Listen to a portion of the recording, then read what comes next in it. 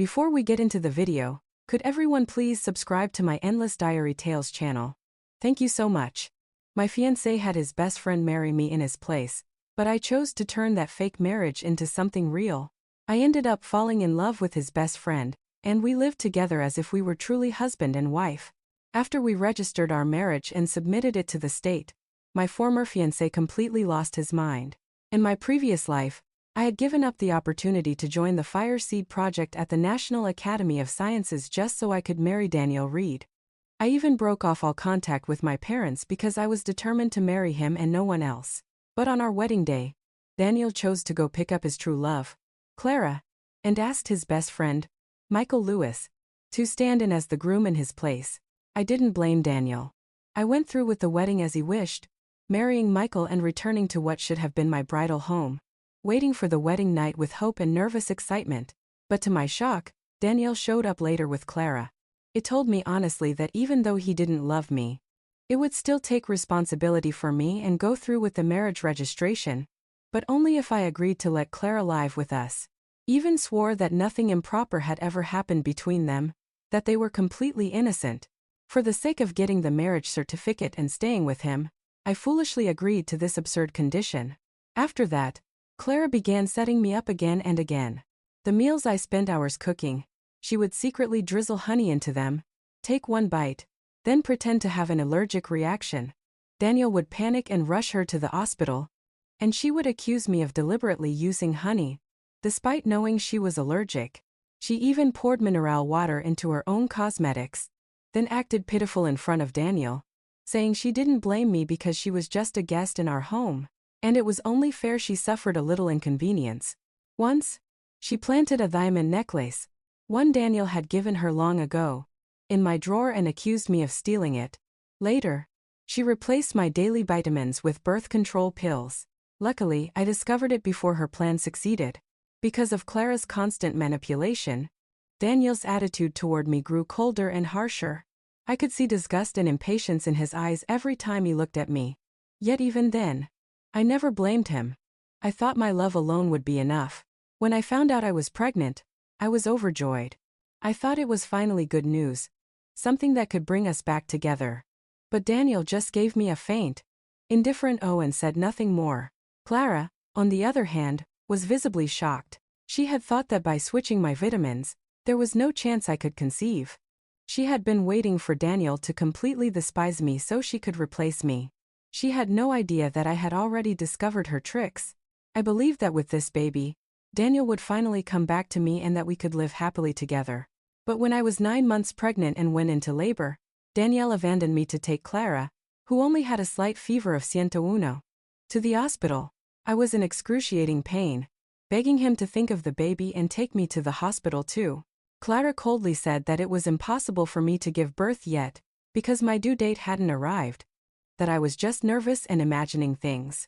In the end, Daniel, completely convinced by her, left me behind and took Clara to the hospital. Because I wasn't taken to the hospital in time, both my baby and I died. As my life slipped away, I saw Michael Lewis rushing into the hospital. He held me in his arms, crying, confessing the love he had hidden for so long. Only then did I realize there had always been someone who truly loved me. I just never noticed. I died with endless regret in my heart.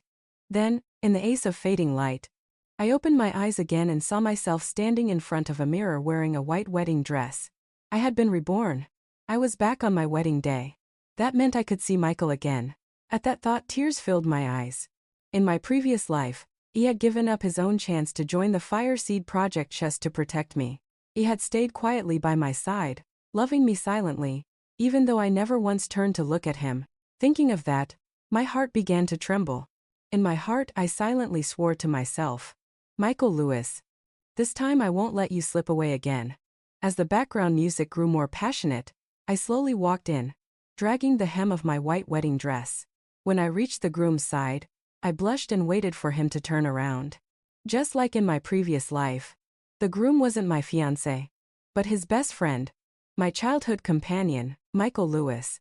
With tears shimmering in my eyes, I teased him softly, "Why is it you? Do you really want to be my groom that badly?" There was no shock in my voice this time, only the joy of seeing him again after so long. A immediately reached out to support my arm, his eyes filled with concern and gentle warmth, meaning close to my ear. He whispered, "Daniel called me this morning. He said Clara has returned from abroad, and he went to pick her up. So, he asked me to stand in for him and walk you through the ceremony."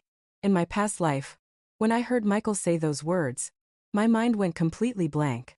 Even though I had long known that Daniel never loved me, that my feelings for him were nothing more than one-sided wishful thinking, I also knew how deeply he cared for Clara. His love for her was like an unshakable fortress I could never break through.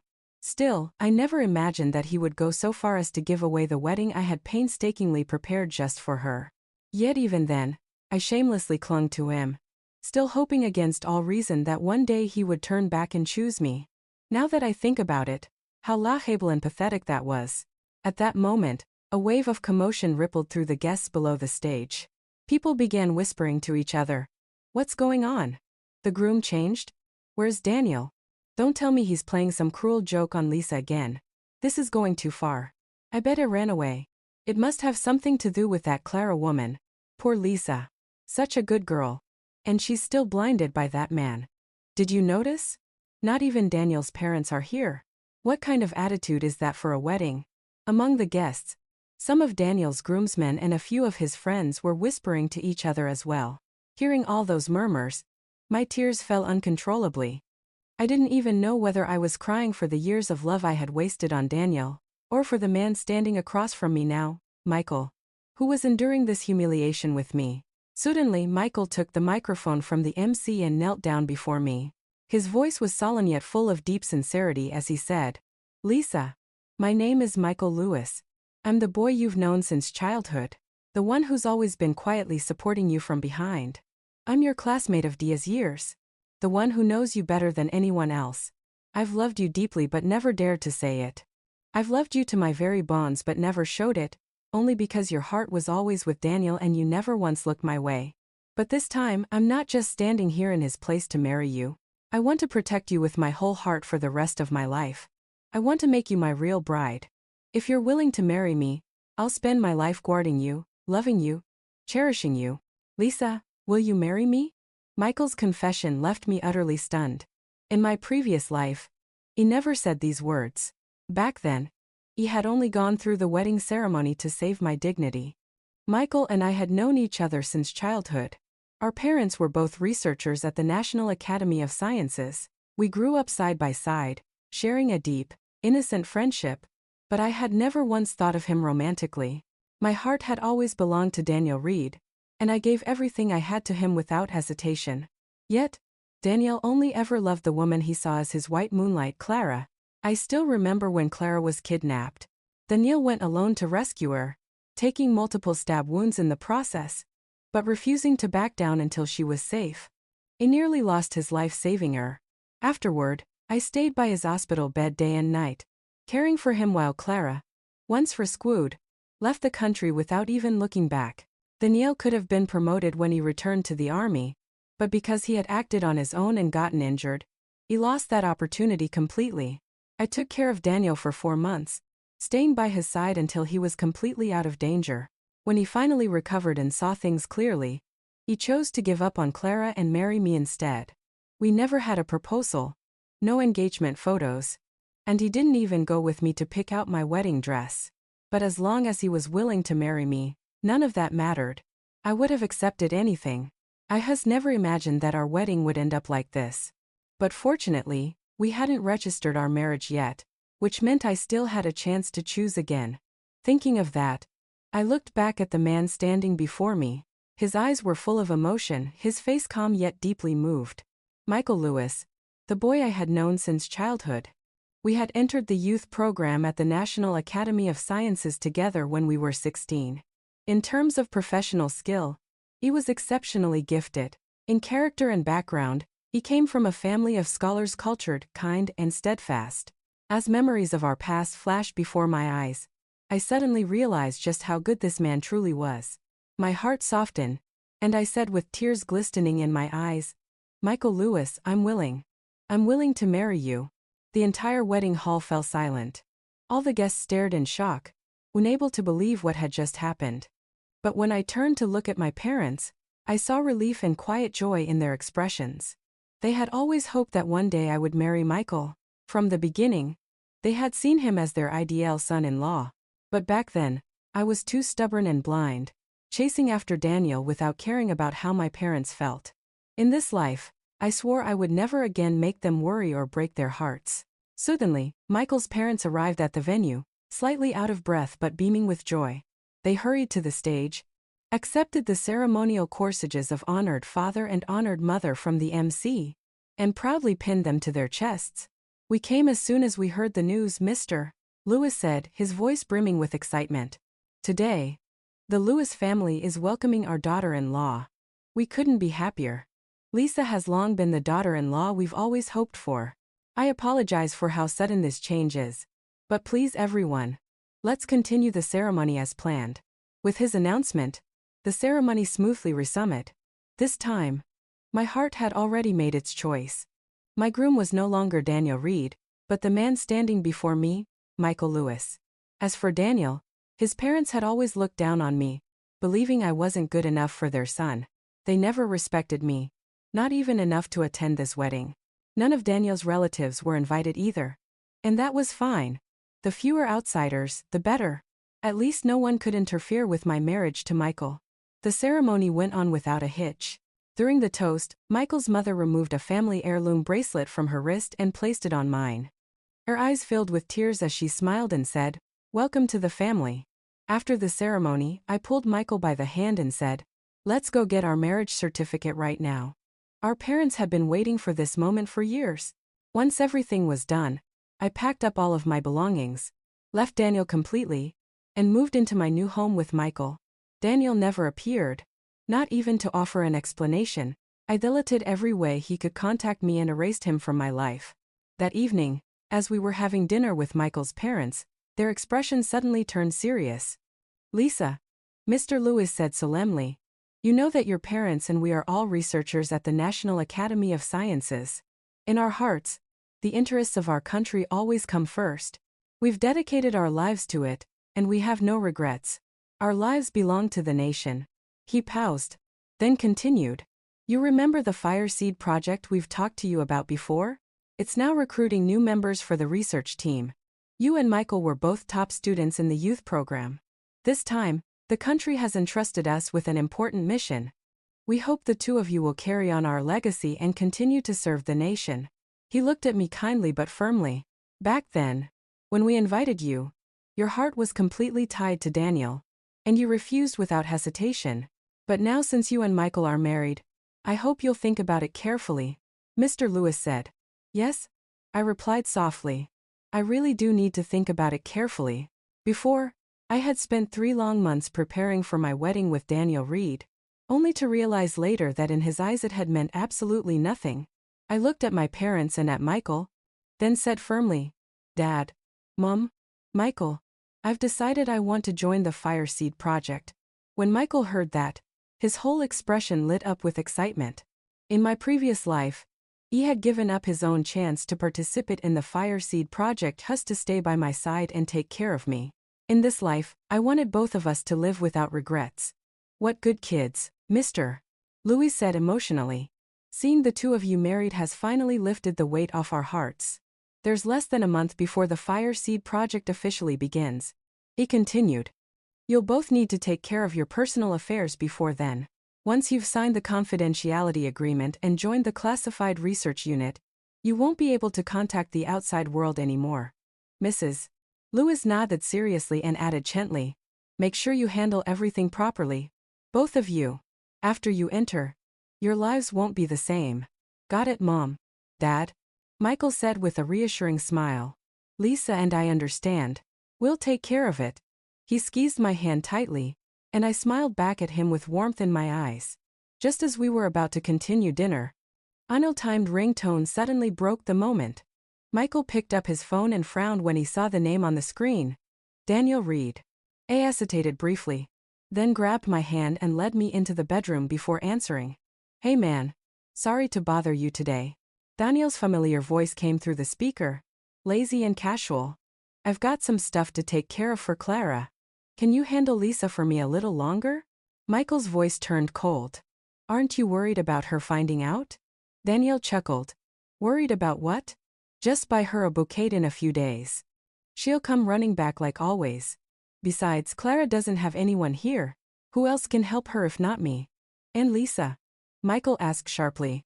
If you're really my friend, don't question me. Just deal with it for me. All right. Daniel replied impatiently, and before Michael could say another word, the call was cut off. Every word from Daniel's mouth struck me like a slap. Hearing his tone, his arrogancy, his carelessness, I was shaken to my core. How could I have been so blind in my past life? How could I have wasted all my love on a man so selfish, so irresponsible, so unfaithful? I turned to Michael with a faint smile of relief. You can block his number now, too. Michael gave a short laugh. That goes without saying. I've had enough of that yerk. If it weren't for you, I wouldn't have even bothered answering him. With that, he deleted Daniel's contact information and blocked every way he could reach him. I felt an incredible lightness in my chest, as if the last thread tying me to my past life had finally been cut. All right, Michael said, his tone softening as he wrapped an arm around me. Let's plan out this next month. It might just be the longest vacation we'll ever get. I looked up at him, smiling. Then let's take a honeymoon. His lips curved into a tender grin. All right, I'll take you to see the northern lights. I know that's always been your dream. He reached out and gently brushed my hair back, his touch warm and affectionate. Yes, I whispered, my voice trembling with emotion. Seeing the northern lights has always been my dream. In my past life, no matter how many times I begged Daniel, he never once took me. A few days later, Michael and I arrived in the fjords of Norway. The cold night air shimmered with countless stars. And then, before my eyes, a ribbon of emerald green light unfurled across the sky. The aurora. It shifted and flowed like waves, blending with shades of pink and violet, painting the snow-capped mountains and icy rivers with otherworldly beauty. Lisa, Michael said softly, his voice tinged with nostalgia. Do you remember that night in our freshman year when we released fireflies in the lab? Of course I remember, I said with a smile. A lot of our classmates had never seen them before.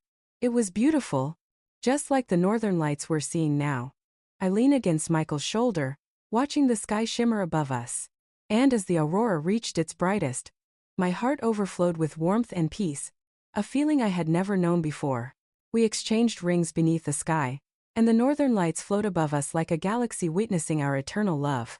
In that moment, I finally understood how beautiful love could truly be. Then, out of nowhere, my phone buzzed. It was a message from my best friend, Fang Fang. Lisa, guess what? Daniel called me today. He said he couldn't reach you. Told me to tell you to stop being so stubborn. He said, if you keep acting like this, you'll never see him again. Seriously, he actually told me to tell you that. I couldn't help but laugh as I read her message. Fang Fang never held back when she talked about him. That guy must have lost his mind. She typed again. He's been acting like some big shot for so long. He actually thinks he's someone important. He should take a good look at himself and figure out who he really is. I burst out laughing. The man I once kept at the very center of my heart was now being mocked so effortlessly. And I didn't even feel angry, just amused. He was so childish. Did he actually think my silence meant I was mad and giving him the silent treatment? I typed back between giggles. Right? I've never met anyone so full of himself. I honestly don't even know what to say anymore. Fang Fang replied almost instantly. Forget him. Anyway, how are things between you and Michael? We're great. I wrote back. For the first time, I actually understand what love feels like. That's such a relief, she said. I'm so glad Michael's there for you. Otherwise, I'd be really worried. Fang Fang was my closest friend and the person Daniel always contacted whenever he couldn't find me. She absolutely despised him now. By the way, she continued, I heard Daniel's precious white moonlight, Clara, went to a private hospital to get an abortion. Then she told Daniel it was appendicitis and that she'd had surgery. And guess what? He actually believed her. He's been sitting in the hospital with her day and night. I frowned. Really? Yeah. She replied quickly. When Clara went abroad, it was because of some guy she was seeing. Then that guy dumped her. And when she found out she was pregnant, she ran back home. And now Daniel's playing the perfect fool. Taking care of another man's mess like some lovesick idiot. I sickhead shaking my head. So explosive. I texted back. Honestly, Daniel doesn't seem very smart these days. Fang Feng replied with a laugh emoji. He's completely lost it. His so-called bros even tried to tell him what's going on. But he thinks they're trying to break him and Claire apart.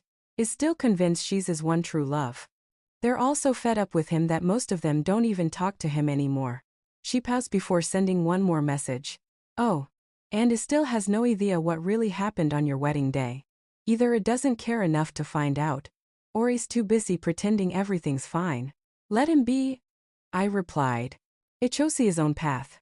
Whatever comes of it, that's his burden to bear. After chatting with Fang Fang, I felt completely at ease. Clara had become the perfect mirror of karma for him. The more she trampled on his devotion, the more vindicated I felt. Michael and I spent the next 2 weeks traveling together. We went everywhere across mountains and rivers, climbed snowy peaks, watched the aurora again, and shared every sunrise and sunset. With each day, our hearts opened more, our bond growing deeper and more passionate. I often caught myself regretting how I had failed him in my past life. But in this one, I was grateful because we were finally together. And this time nothing and no one could tear us apart. When we returned home, there were only 5 days left before the Fireseed project began. I met up with Fang Fang again, and we spent the evening drinking and talking late into the night. Neither of us knew when we'd see each other again. Maybe in 3 years, maybe 5, or maybe never. She looked at me with glassy eyes and said softly, "You know, a few days ago." Fang Fang took another sip of her drink, her cheeks flushed from laughter. "You know what happened a few days ago?" she said. "Daniel actually showed up at my place, saying I must have been hiding you. He said you've thrown your tantrum long enough, had enough time to cool off, and that your anger should have passed by now. Then he told me he's giving you 5 days. If you don't contact him first within those 5 days, he won't register the marriage with you." Fang Fang burst out laughing, unable to hold it in. "He's unbelievable. He doesn't even know what's going on, yet he still thinks you'll come crawling back. What a clueless idiot." She kept ranting about him while I listened, smiling quietly. 5 days. That would be exactly when Michael and I were scheduled to leave for the Fireseed project base. Perfect. At least by then, I wouldn't have to worry about Daniel trying to contact me again. "Let's not ruin the mood talking about him," I said, lifting my glass with a grin. "Come on. Let's toast to new beginnings." And just like that, our laughter echoed late into the night. Our longest vacation eventually came to an end. When the day arrived, Michael and I boarded the transport vehicle arranged by our unit. During the ride, he suddenly reached into his backpack and pulled out a small silver fox ornament. Nestled inside was a single lily bloom. "Lie. It's my favorite flower," he said softly. I turned to him in surprise. "You remembered that?" I hadn't expected him to know me so well. He just smiled, saying nothing, only watching me with that warm, steady gaze that always made me feel safe. In the days that followed, we both devoted ourselves completely to our research, pouring all our energy and passion into the Fireseed project. Meanwhile, in another part of the world, from the day we left, Daniel seemed to lose his mind. He searched for me everywhere. Maybe he had truly believed I would never leave him, that no matter how he treated me, I would always stay. So when I vanished, his obsession turned into madness. But it was too late. He would never find me again. The next time I saw Daniel Reed was 20 years later. Michael and I had been invited to attend an international scientific forum. Daniel was there, too, as a senior military officer assigned to oversee our security detail. When I saw him again, time had clearly left its mark. His once youthful confidence had faded into something heavier, more weathered, a mix of restraint and regret. Our line of work often brought danger. There were countless eyes watching us, waiting for a chance to seize the classified documents we carried. Because of that, the government had arranged an extensive protection team for this trip. But even with every precaution, something still went wrong. On the way back, just as we were getting into the car, a sniper's bullet whistled through the air.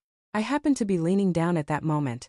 The bullet grazed my right shoulder, missing anything vital. Before I could react, Daniel threw himself over me, shielding my body with his. He was hit twice, but he still managed to push me inside and slam the car door shut. Panic rippled through the team as the sound of gunfire echoed in the distance. My heart nearly stopped when I saw the blood spreading across Daniel's uniform. I rushed forward, trying to hold him up, my hands trembling. Michael immediately grabbed the emergency kit and began treating his wounds with practiced precision. Thankfully, one of the security medics was with us. After a few tense minutes, they managed to stop the bleeding. Daniel's breathing steadied. But even as his strength faded, it kept gripping my hand tightly, refusing to let go. Michael wanted to pull me away, but hesitated. I knew that after 20 years, this might be the last time Daniel and I would ever speak, so he stayed silent. Lisa. Lisa. Daniel gasped weakly, his voice rough from pain. I finally found you. His eyes were wet, his expression a mix of relief and anguish. I've been searching for you like a madman for 20 years, but there was never a trace of you anywhere.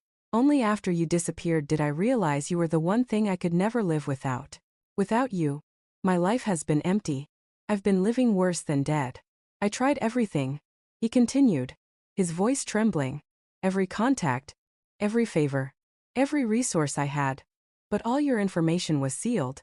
I couldn't find you no matter what I did. That's when I knew you must have joined a top-secret national unit. I paused, struggling to breathe. Lisa.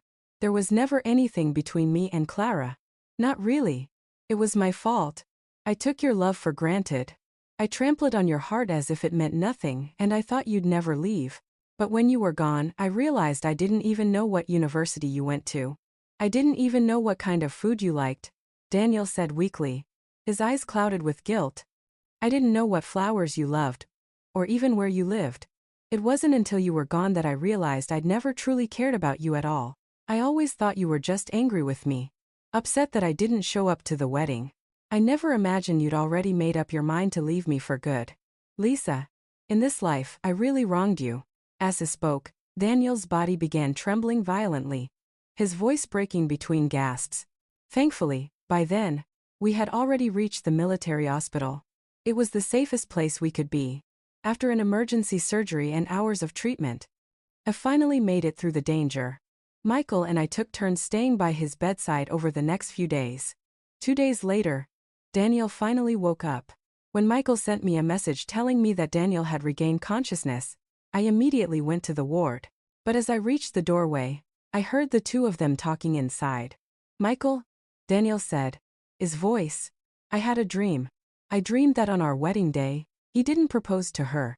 I dreamed that she forgave me in the end, that we got married, that we had a child together. But when she was about to give birth, I left her. Because of me, she and the baby both died. The dream felt so real. It was like it just happened. Tears streamed down Daniel's cheeks as he spoke. Michael's voice was calm when he asked, "And Clara, what happened to the two of you after that?" Daniel's lips twisted bitterly. She was a liar. I didn't find out until later. Back then, after I finished my military training, she told me she was going to study abroad in the US. But when I was about to marry Lisa, she suddenly said she couldn't let go of me and wanted to come back. Even though I was already engaged, she returned anyway. In those first few days after she came back, she did everything she could to seduce me. I thought she'd truly come back for love. That she'd changed? I never realized she was scheming all along. He shook his head and continued, his tone full of self-loathing. But because I'd already promised to marry Lisa, I rejected her. I ignored all her advances. Her plan didn't work. Later, I was planning to find Lisa and explain everything clearly when Clara suddenly called me, saying she was in the hospital after an appendectomy and had no one else to turn to. I was afraid something might happen to her. So, I stayed to take care of her for 2 weeks. It wasn't until much later that I found out the truth. She had gone abroad for another man. When she got pregnant, that man abandoned her. She thought she could come back and trick me into sleeping with her, then use the pregnancy to force me to marry her, making me the father of her child. It gave a bitter laugh, but every time she tried, I turned her down. When she realized her pregnancy was becoming obvious, she went and had an abortion, then lied to me, saying it was appendicitis. Daniel let out a long sigh, shaking his head in regret. In the end, I brought this all on myself. I had someone as good as Lisa, yet I let a venomous woman like Clara make a fool out of me. Then he looked at Michael. How about you and Lisa? Do you have children? Michael nodded. We have a son. He's 14 now. My parents take care of him most of the time since we're always working. We don't see him as often as we'd like. That's good, Daniel said faintly. Then after a pause, his voice hardened slightly. You know, when I finally found out what happened on our wedding day, I couldn't believe it. After all those years of being close like brothers, you of all people ended up taking her from me. I thought you betrayed me. It wasn't until I realized that all your records, both of you, had been completely sealed that I understood you were truly gone. You really took Lisa away from me. There was bitterness in his tone, almost a plea beneath the anger. Michael's gaze remained calm. Daniel, do you want to hear the truth? Daniel frowned. Of course. Don't tell me you've still been hiding something from me. All right, Michael said quietly. Then I'll tell you everything. That dream you had while you were unconscious, it wasn't just a dream. It was Lisa's real experience from her previous life. You don't remember it, but I do. Back then, before I ever had the chance to confess to her, she had already fallen for you. She cared for you in every way possible. And I saw it all.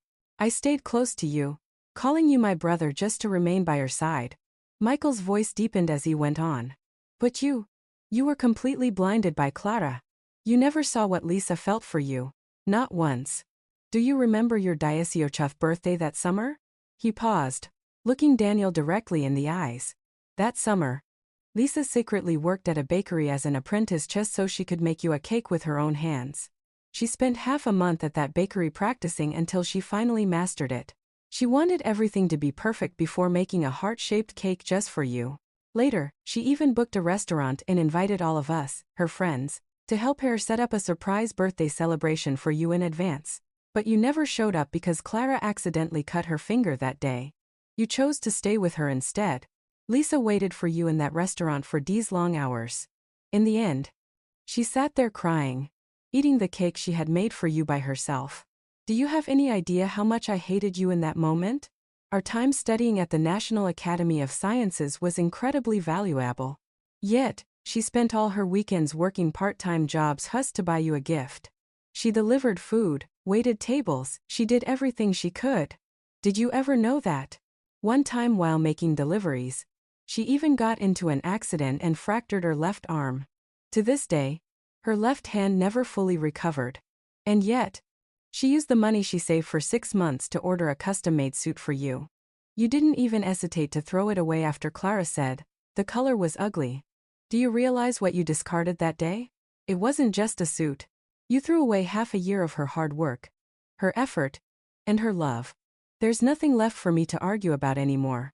In my previous life, because I was too weak, I didn't confess my love to her at the wedding. And I didn't take her away from you. My hesitation cost her life. She died in agony because I didn't protect her.